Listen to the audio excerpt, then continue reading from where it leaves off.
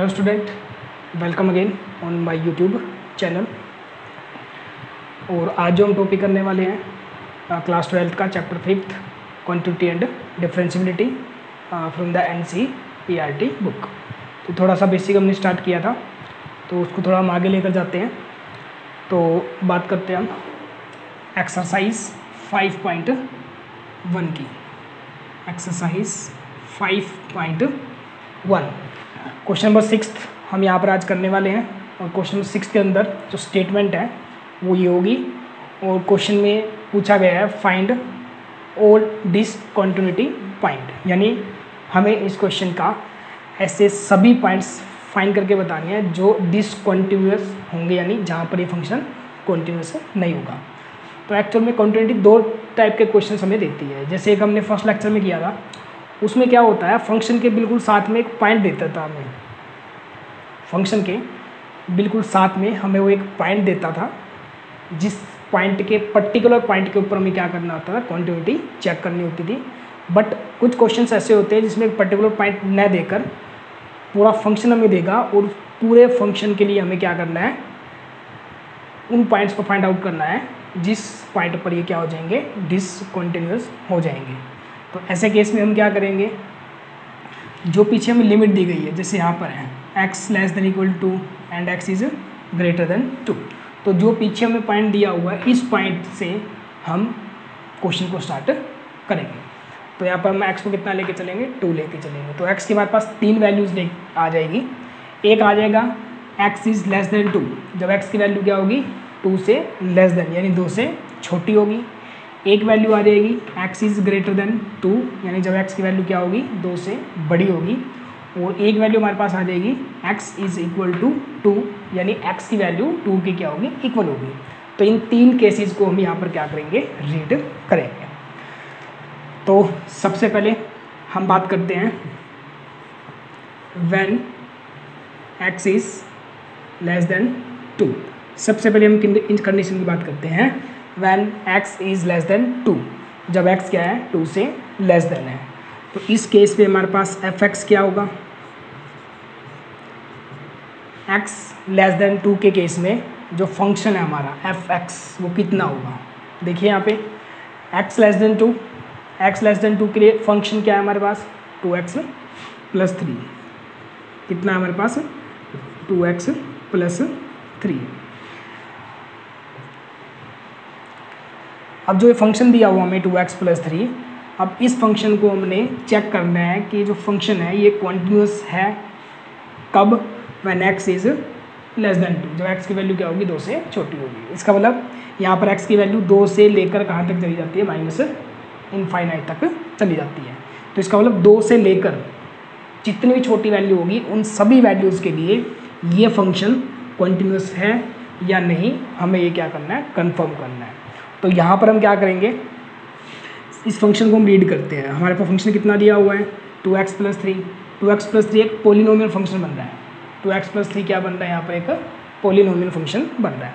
Polynomial function कौन से होते हैं, पोलिनोमियल फंक्शन वो फंक्शंस होते हैं जहाँ पर x की जो पावर होती है वो क्या होती है, नेचुरल होती है। तो यहाँ पर अगर fx को हम ऑब्जर्व करते हैं, 2x प्लस 3 ये क्या एक पोलिनोमियल फंक्शन है। और जितने भी पोलिनोमियल फंक्शंस होते हैं ऑलवेज कॉन्टिन्यूस, वो हमेशा क्या रहते हैं, कॉन्टिन्यूस रहते हैं एट ईच रियल वैल्यू।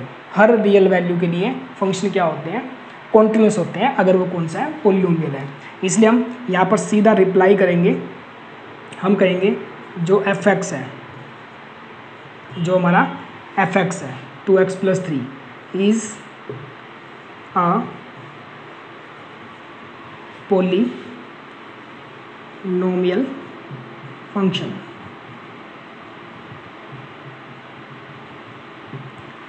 ये जो फंक्शन है ना हमारे पास fx, वो क्या है, एक polynomial and each polynomial is always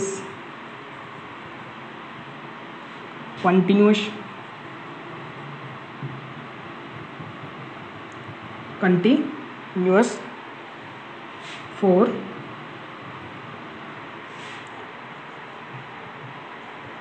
every real value. यानी हमें सिर्फ यहाँ पे एक स्टेटमेंट लिखनी है, जो एफ(x) है वो एक पॉलिनोमियल फंक्शन है, और जो पॉलिनोमियल फंक्शन होता है ना वो हमेशा क्या होता है, कॉन्टिन्यूस होता है फॉर एवरी रियल वैल्यू। यानी हर रियल वैल्यू के लिए हर पॉलिनोमियल फंक्शन हमेशा क्या होता है, कॉन्टिन्यूस होता है। तो इसका मतलब जो एफ(x) है पॉलिनोमियल है, इसका मतलब ये फंक्शन हमेशा क्या रहने वाला है, कॉन्टिन्यूस रहने वाला है। तो इसका मतलब हम यहाँ पे इस बिहाफ पे स्टेटमेंट देंगे कि ये फंक्शन कॉन्टिन्यूस होगा किस लिमिट पर, x<2 पर। तो यहाँ पर हम इसका रिजल्ट देंगे। सो f(x) 2x + 3 is continuous, 2x + 3 is continuous at x<2। तो इसका मतलब जो फंक्शन f(x) यानी 2x + 3 है वो किस लिमिट पर, x<2 पर क्या होगा, कंटिन्यूस होगा। तो ये हमारी एक चीज़ खत्म हो जाती है। यानी जब हमने x क्या लिया, <2, x<2 पर f(x) कितना है, 2x + 3 है। अब इस f(x) को हम ध्यान से देखते हैं, एक पॉलिनोमियल है and each polynomial is always continuous for every real value. अगर हर पॉलिनोमियल कंटिन्यूस होता है तो 2x + 3 एक पॉलिनोमियल है, तो इसका ये 2x + 3 f(x) क्या होना चाहिए, कॉन्टिन्यूस होना चाहिए। हर वैल्यू के लिए होता है, तो इसका मतलब x<2 के लिए भी ये क्या होना चाहिए, कॉन्टिन्यूस होना चाहिए। तो यहाँ पर एक पार्ट हमारा खत्म होता है, यानी x<2 के लिए ये पूरा का पूरा फंक्शन क्या रहने वाला है, कॉन्टिन्यूस रहने वाला है। उसके बाद जो सेकंड बात आएगी, ये तो होगा हमारा पहला स्टेप इसका। उसके बाद हम बात करते हैं किस स्टेप की, सेकंड स्टेप की। पहले हमने क्या लिया था, when x<2। इस बार हम क्या लेने वाले हैं, when x is greater than। जब x की वैल्यू क्या होगी, <2 यानी कि 2 से बड़ी होगी। तो जब x की वैल्यू 2 से बड़ी है तो फंक्शन क्या है हमारा, फंक्शन क्या है हमारे पास, जब x की वैल्यू 2 से बड़ी है क्या है हमारे पास फंक्शन, 2x - 3। जब x की वैल्यू 2 से ग्रेटर देन है दैन फंक्शन इज 2x - 3। जैसे हमने इस फंक्शन को एक्सप्लेन किया था यहाँ पे कि ये फंक्शन कंटिन्यूस है या नहीं है, सिमिलरली x>2 के लिए भी इस फंक्शन को हम क्या करने वाले हैं, एक्सप्लेन करने वाले हैं कि ये फंक्शन 2x - 3 इस लिमिट पर, किस पर, x>2 पर कंटिन्यूस है या नहीं है। सेम रीज़न आ जाएगा। यहाँ पर भी अगर f(x) आप देखना देखें तो यहाँ पर भी जो f(x) है वो कितना है, 2x - 3 है। कब, जब x क्या है, <2 है। तो in this case 2x - 3 also polynomial. यहाँ पर भी जो f(x) है वो क्या है, एक पोलिनोमियल है। तो सेम रीज़न इस स्टेप के लिए भी आ जाएगा, बिल्कुल सेम रीज़न इस स्टेप के लिए हमारे पास आ जाएगा। f(x) is a polynomial function, same जो स्टेप फर्स्ट में आया सेम किस में आ जाएगा, सेकंड में आ जाएगा। तो सेकंड में भी हम f(x) ले क्या कहेंगे, f(x) is a polynomial function 2x - 3 and each polynomial is always continuous for every real value, so that 2x - 3 f(x) is a continuous. तो लास्ट में हम इसका रीज़न लिख देंगे, जो f(x) हमें दिया हुआ है 2x - 3, ये भी क्या होता है, कंटिन्यूस हो जाएगा। कहाँ पर, एट x इज 2। तो ये फंक्शन भी x 2 के लिए क्या हो जाएगा, कंटिन्यूस हो जाएगा। सेम यही रीज़न हमने वहाँ भी लिखना है, मेरे पास स्पेस नहीं था इसलिए मैंने यहाँ पे लिखा नहीं है। तो सेम वाला रीज़न यहाँ पर आ जाएगा। अब बात आती है कि ऐसे कौन कौन से फंक्शन हैं जो डायरेक्टली हम क्या करते हैं, कंटिन्यूस लेके चलते हैं। तो इसमें मैं कुछ फंक्शंस को मैं आपको बोल के बता रहा हूँ, आप नोटबुक के ऊपर उसको राइट डाउन कर लेना। सबसे पहले आता है constant function. Every constant function is always continuous. कोई भी कांस्टेंट फंक्शन है वो हमेशा क्या रहने वाला है, कंटिन्यूस रहने वाला है। Number 2, an identity function is always continuous. कोई आइडेंटिटी फंक्शन भी हमेशा क्या होगा, कॉन्टिन्यूस होगा। यानी आइडेंटिटी फंक्शन में किसे कहते हैं, जहाँ पर एफ एक्स किसके बराबर हो, सिर्फ एक्स, ओनली एक्स को हम क्या कहते हैं, आइडेंटिटी फंक्शन कहते हैं। नंबर 3, ईच, जो मैंने यहाँ भी रीज़न दिया है, each polynomial always continuous for every real value. जो पोलिनोमियल फंक्शंस होते हैं वो भी हमेशा क्या होते हैं, कॉन्टिन्यूस होते हैं हर रियल वैल्यू के लिए। Number 4, sine function and cos function. Trigonometry में 6 रेशियो होती है, 6 में से 2 कौन कौन सी, sine x and cos x, always continuous. जो साइन एक्स और कोस एक्स होता है वो भी हमेशा क्या होता है, कंटिन्यूस होता है। क्यों, क्योंकि साइन और जो कोस की वैल्यू होती है वो -1 से लेकर +1 के बीच में होती है। यानी साइन कोस की वैल्यू -1 से छोटी नहीं होगी और +1 से कभी बड़ी नहीं होती, इसलिए साइन और कोस जो होता है ऑलवेज क्या होता है, कॉन्टिन्यूस होता है। नंबर 5, मॉडुलस फंक्शन जितने भी होंगे, होल मॉडुलस फंक्शन, ऐसा कोई भी फंक्शन जो पूरा मॉडुलस के अंदर हो, इज़ ऑलवेज कॉन्टिन्यूस, वो भी हमेशा क्या होता है, कॉन्टिन्यूस होता है। तो ये कुछ बेसिक से फंक्शंस हैं जिनको हम बिना प्रूफ करें डायरेक्टली कह सकते हैं कि ये हमेशा क्या रहते हैं, कॉन्टिन्यूस रहते हैं। तो यहाँ पर हमारे पास पोलिनोमियल था, तो हम इस पूरे फंक्शन के लिए क्या ढूंढने वाले थे, इसके डिसकंटिन्यूटी पॉइंट ढूंढ रहे थे कि इस फंक्शन का कोई डिसकंटिन्यूस पॉइंट है या नहीं है। तो हमें यहाँ पर सारी रियल वैल्यूज चेक करनी थी। हम 2 रेंज कंप्लीट कर चुके हैं। एक बार हमने क्या लिया, जब x <2 है तो पोलिनोमियल था, तो फंक्शन क्या हो गया, कॉन्टिन्यूस। तो 2 से लेस देन वाले सारे रियल नंबर चेक कर दिए हमने। उसके बाद हमने क्या लिया, x < 2 लिया। कौन सा लिया हमने, x < 2 लिया। 2 से बड़ी जितने भी रियल वैल्यूज़ हैं उसके लिए भी हमने कंफर्म कर लिया कि पोलिनोमियल है, ये तो हर बार क्या रहने वाला है, कॉन्टिन्यूस रहने वाला है। तो 2 से लेस देन के लिए कॉन्टिन्यूस है, 2 से ग्रेटर देन के लिए भी ये कॉन्टिन्यूस है। अब बारी आती है ओनली एग्जैक्टली 2 की, कि जब x सिर्फ 2 हो जाएगा तब ये फंक्शन कॉन्टिन्यूस होगा या नहीं होगा। तो एक बार हमने लेस देन लिया, एक बार हमने क्या लिया, ग्रेटर देन लिया। दोनों ही केस में फंक्शन कॉन्टिन्यूस थे, और यहाँ पर फंक्शन कॉन्टिन्यूस होने की वजह थी कि ये फंक्शन पोलिनोमियल थे, इसी वजह से ये क्या रहे, कॉन्टिन्यूस रहे।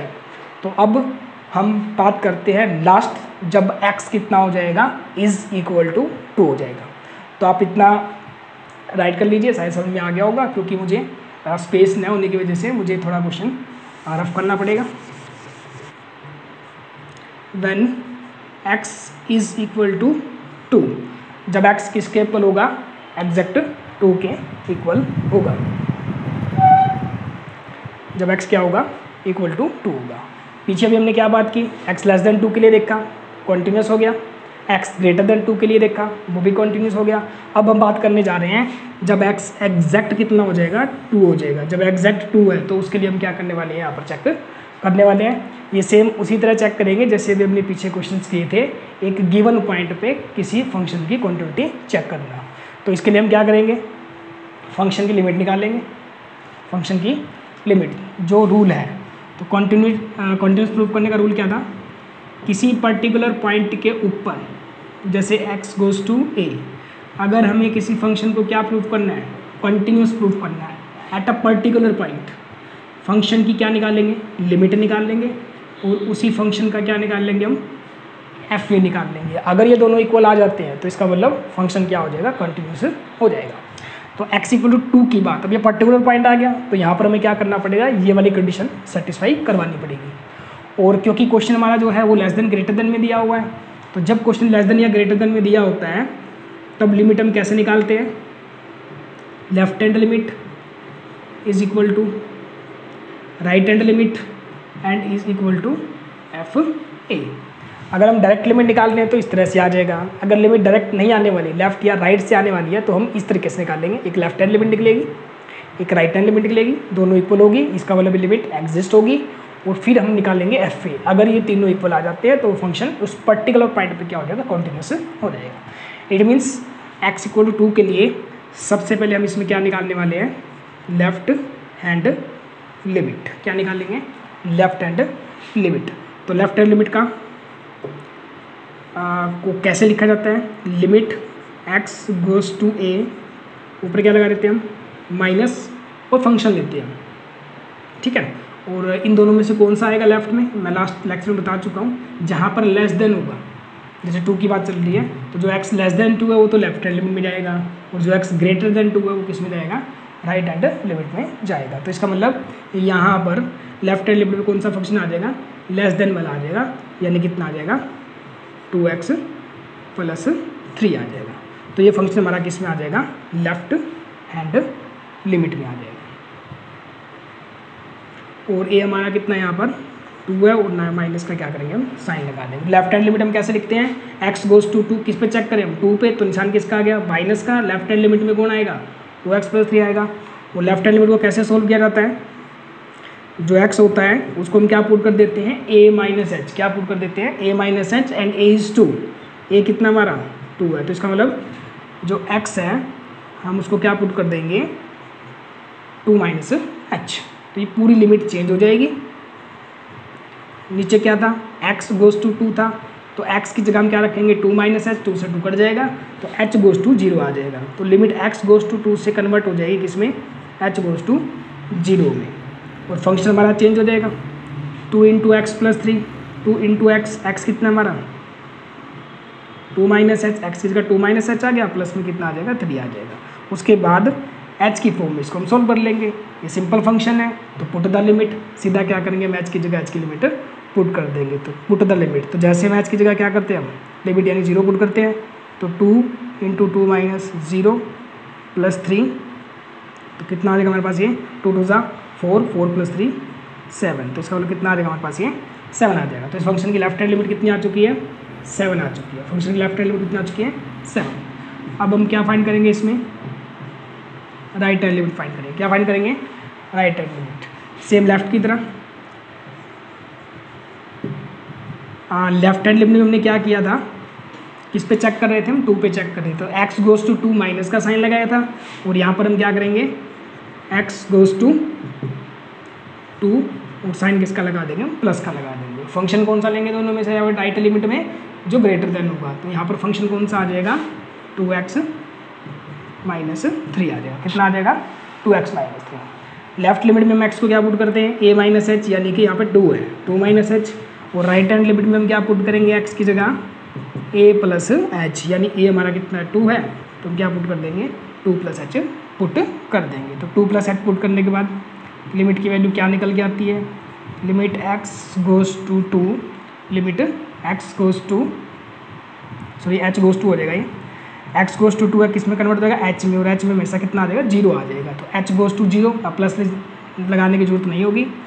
2 × x, x की जगह हमने क्या पुट कर दिया, 2 + h, और आगे कितना चल रहा है, -3।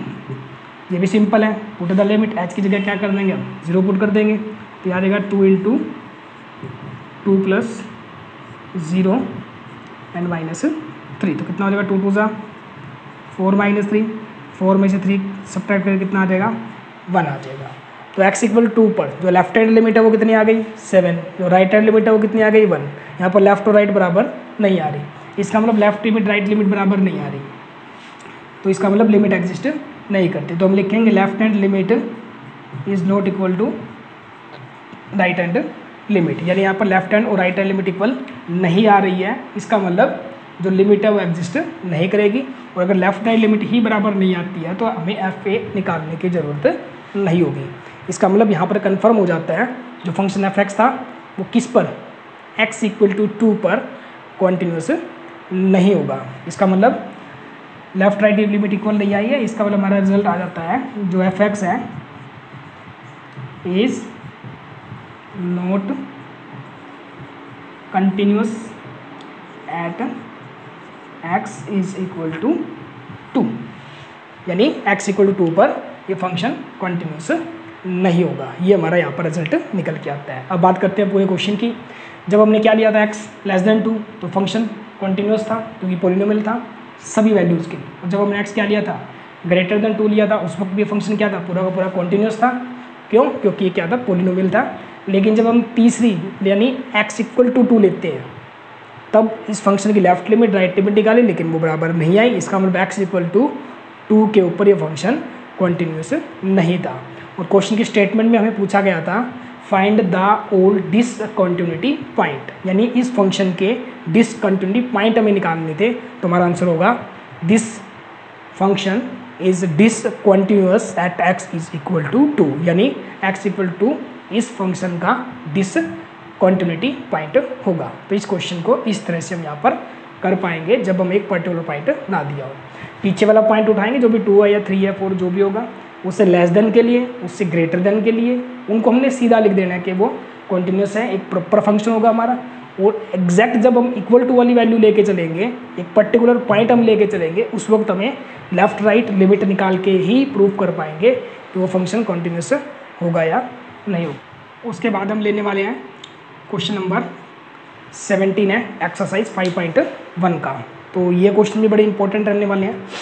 तो क्वेश्चन नंबर 17 के बाद 2-3 क्वेश्चंस हैं जिसमें हमें एक फंक्शन को एक पर्टिकुलर पॉइंट के ऊपर कंटिन्यूस दिया होगा और उस पर्टिकुलर पॉइंट कंटिन्यूस प्रॉपर्टी का यूज़ करके हमें किसी वेरिएबल की वैल्यू फाइंड आउट करनी होगी। तो जैसे क्वेश्चन नंबर 17 है, क्वेश्चन नंबर 17 में जो हमें फंक्शन दिया हुआ है f(x), क्वेश्चन नंबर 17 का जो फंक्शन है वो हमारे पास है f(x) is ax plus 1 if x is less than equal to 3 and it is bx plus 3 if x is greater than 3। तो क्वेश्चन की स्टेटमेंट यहाँ पर बोली गई है, find the relationship between a and b, so function is defined by is continuous at x equal to 3। यानी इस function को क्या बताया गया है, कंटिन्यूस बताया गया है।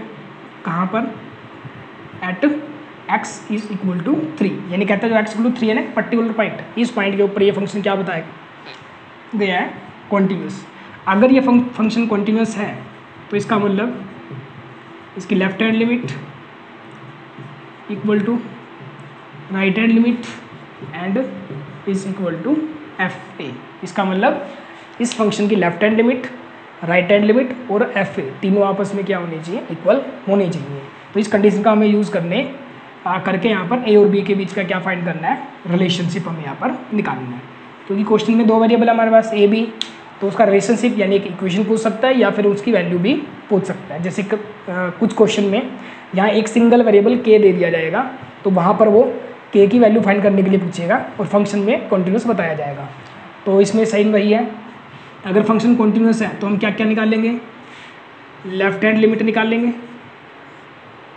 और लेफ्ट हैंड लिमिट हम कैसे निकाल रहे थे, लिमिट x गोज टू किस पे कॉन्टिन्यूस बताया गया है, 3 के ऊपर। तो इसका 3 के ऊपर हम यहाँ पर लिमिट फाइंड आउट करने वाले हैं। लेफ्ट हैंड लिमिट है तो क्या लगा देंगे, माइनस, और हम क्या लेंगे, फंक्शन। अब लेफ्ट में कौन सा फंक्शन लेंगे, जो लेस देन वाला है, ग्रेटर देन वाला है या लेस देन वाला। तो लेस देन में कौन है, ax प्लस 1।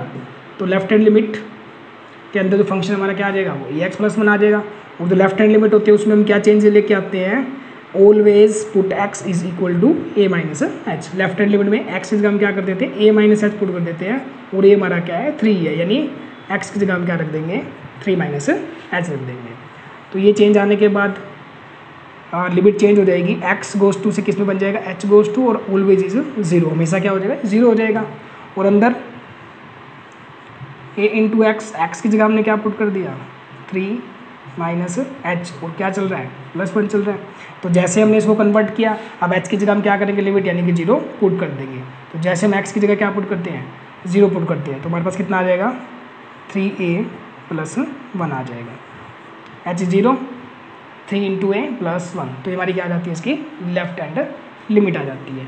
और उसके बाद हम क्या निकालेंगे इसमें, राइट हैंड लिमिट। क्या फाइंड करेंगे हम उसके बाद, इसकी राइट हैंड लिमिट निकालेंगे। तो राइट हैंड लिमिट हम कैसे निकालेंगे, limit x goes to, point कौन सा है, 3 है, साइन क्या लगा देंगे, प्लस लगा देंगे। और इसमें फंक्शन कौन सा लेंगे दोनों में से, जो ग्रेटर देन। तो ग्रेटर देन में कितना है, bx प्लस 3, तो यहाँ पर क्या आ जाएगा हमारा फंक्शन, bx प्लस 3 आ जाएगा। कौन सी लिमिट में, राइट हैंड लिमिट में। सेम यहाँ पर हमने x को क्या किया था change, a minus H, a यहाँ पर 3 है, तो यहाँ पर भी हम क्या करेंगे, राइट लिमिट में a प्लस एच, यानी a 3 है तो क्या पुट कर देंगे, 3 प्लस एच पुट कर देंगे। तो जैसे हम x की जगह क्या पुट करते हैं, 3 प्लस एच, तो x गोज़ टू 3 था, क्या बन जाएगा h गोज़ टू 0। अब ये साइन लगाने की जरूरत नहीं होगी। और जो b है, b और इंटू एक्स, एक्स हमने क्या चेंज कर दिया 3 प्लस एच हमने यहाँ पर लिख दिया है 3 प्लस एच, और प्लस में कितना आगे 3। पुट द लिमिट, एच की जगह क्या करेंगे लिमिट पुट करेंगे, तो जैसे एच की जगह लिमिट पुट करेंगे तो कितना हो जाएगा b इंटू 3 कितना हो जाएगा 3b प्लस 3 हो जाएगा। तो हमारे पास क्या आ चुकी है लेफ्ट हैंड लिमिट आ चुकी है और राइट हैंड लिमिट आ चुकी है, क्योंकि कॉन्टिन्यूस फंक्शन के अंदर लेफ्ट और राइट लिमिट क्या होती है बराबर होती है और एफ ए भी बराबर होता है। बट हमें इक्वेशन की रिक्वायरमेंट है, तो जरूरत के हिसाब से हम तीनों का यूज़ करेंगे या फिर किसी दो का यूज़ कर लेंगे, तो यहाँ दोनों से काम चल जाएगा हमारा। तो इसका मतलब अगर हमारा फंक्शन क्या है कंटिन्यूस है, तो इसका मतलब लेफ्ट हैंड लिमिट इक्वल होनी चाहिए किसके राइट हैंड लिमिट के। तो लेफ्ट राइट को हम बराबर ले लेंगे। लेफ्ट लिमिट में हमारे पास वैल्यू क्या आई हुई है 3a plus 1 is equal to right hand limit की वैल्यू कितनी आई हुई है हमारे पास 3b प्लस 3। अब इसको सोल्व करते हैं 3a प्लस 1 प्लस 3b, यहाँ आ जाएगा माइनस का हो जाएगा और प्लस 3b आके माइनस, बराबर क्या बच जाएगा 0। तो कितना आंसर आता है हमारे पास 3a minus 3b and minus 3 plus 1 is minus 2 is equal to 0। तो ये जो इक्वेशन जनरेट होकर आएगी हमारे पास 3a minus 3b minus 2 equal to 0, it is a required answer. Question में पूछा गया था what is the relationship between A and B, then this equation is the relationship between A and B, so that left hand limit is equal to right hand limit, यानी जब function continuous है तो ए और B के बीच का relation क्या बनेगा 3a minus 3b minus 2 equal to 0। यही क्वेश्चन हमारे पास कई बार एक सिंगल वेरिएबल के साथ आ जाता है यहाँ पर, जैसे यहाँ पे दो वेरिएबल थे और बी, कई बार हमारे पास यहाँ ओनली के आ जाता है, तो वहाँ पर वो के की वैल्यू पूछेगा what is the value of के या फाइंड द वैल्यू ऑफ के so that function is given continuous at a particular point. तो उस केस में हम क्या करेंगे लेफ्ट हैंड लिमिट निकाल लेंगे, राइट हैंड लिमिट निकाल लेंगे, इन दोनों से काम चल जाएगा, एफ ए की जरूरत नहीं होगी हमें। अगर कहीं जरूरत पड़ती तो एफ ए निकाल लेंगे, तो यहाँ से इन दोनों से काम चल रहा है। तो लेफ्ट राइट लिमिट को जैसे हम कंपेयर करेंगे इक्वल लेंगे, तो वहाँ पर उस वेरिएबल की वैल्यू आ जाएगी जो भी वेरिएबल हमें यहाँ पे गिवन होगा। तो ज़्यादातर हमें के मिलेगा, ए या बी मिलता है, तो इस तरह से हम क्या करते हैं के की वैल्यू निकाल सकते हैं, ए और बी की वैल्यू निकाल सकते हैं। तो अगर हम बात करें क्वेश्चन नंबर 18 की, क्वेश्चन नंबर 18 में बिल्कुल सेम क्वेश्चन है, बट यहाँ पे ए बी की बजाय एक स्केलर दिया हुआ है। क्वेश्चन नंबर 18 में दिया हुआ है for what value of lambda is the function defined by F X is a continuous at X equal to 0, यानी एक्स इक्वल टू 0 पर 18 क्वेश्चन कॉन्टिन्यूस दिया हुआ है और हमें लेमडा यानी एक स्केलर की क्या करनी वैल्यू निकालनी। बिल्कुल same left hand limit right hand limit find करेंगे और दोनों को इक्वल रखेंगे तो हमारे पास लेमडा की वैल्यू आ जाएगी। तो इस तरह से हम इस क्वेश्चन को कर पाएंगे। क्वेश्चन नंबर 21, क्वेश्चन नंबर 21 में स्टेटमेंट है discuss the continuity of the following functions. हमें कुछ फंक्शंस दिए हुए हैं, इसका फर्स्ट पार्ट ये है, इसमें फंक्शन गिवन है F X is equal to sine X plus cos X. ये हमें फंक्शन दिया हुआ है F X is equal to sine X plus cos x.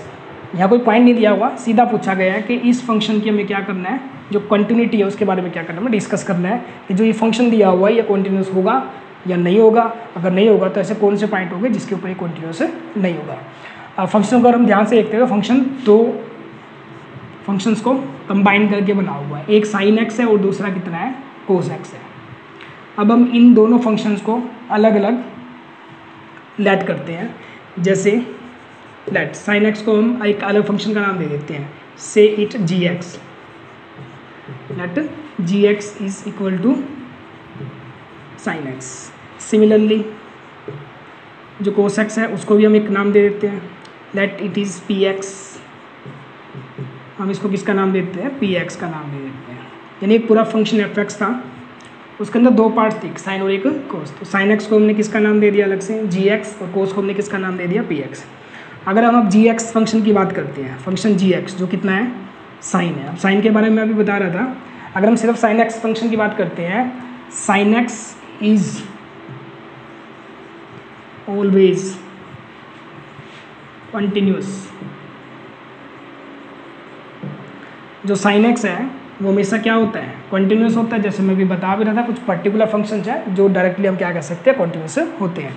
तो जी एक्स हमने साइन एक्स को हमने किसका नाम दे दिया, जी एक्स। और साइन एक्स के बारे में हम क्या बात कर रहे हैं, जो साइन एक्स है is always continuous. Sine x हमेशा क्या होता है, कॉन्टिन्यूस होता है। इसी तरह से हम किसकी बात करते हैं, सेकेंड फंक्शन जिसको हमने पी एक्स का नाम दिया हुआ है, क्या है यहाँ पर, कोस एक्स है। तो कोस एक्स भी क्या होता है, ऑलवेज कॉन्टिन्यूस होता है। जो कोस एक्स होता है वो फंक्शन भी क्या होता है, ऑलवेज कॉन्टिन्यूस होता है। इसका मतलब जो साइन एक्स जिसका नाम हमने क्या रखा हुआ है, जी एक्स, क्या हुआ है, कॉन्टिन्यूस होता है। और जो पी एक्स जिसका फंक्शन क्या है, कोस एक्स। अब कोस एक्स के बारे में हमें पता है क्या होता है, ऑलवेज कॉन्टिन्यूस होता है। अब हम क्या करते हैं, जी एक्स और पी एक्स हमें क्या चाहिए, प्लस चाहिए। हम इन दोनों फंक्शन को क्या करते हैं, आपस में ऐड कर देते हैं। हम इन दोनों फंक्शन को हम क्या करते हैं, आपस में ऐड कर देते हैं। किस किस को,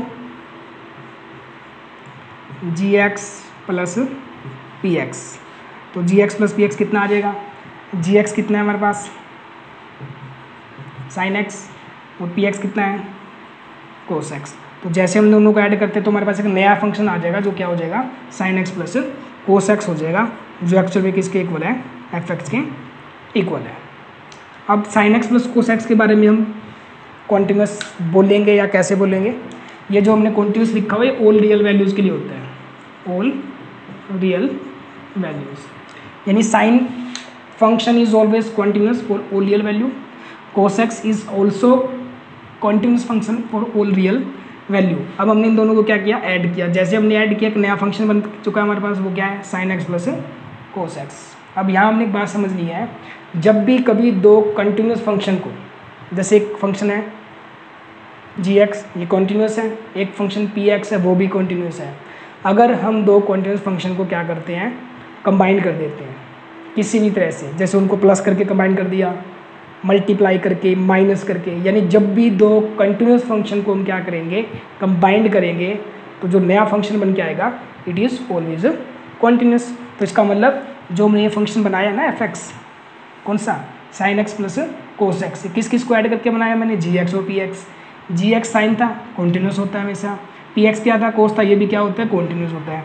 इसका मतलब हम दो कॉन्टिन्यूस फंक्शन को क्या कर रहे हैं, ऐड कर रहे हैं। तो हम यहाँ पर रिजल्ट देंगे सम ऑफ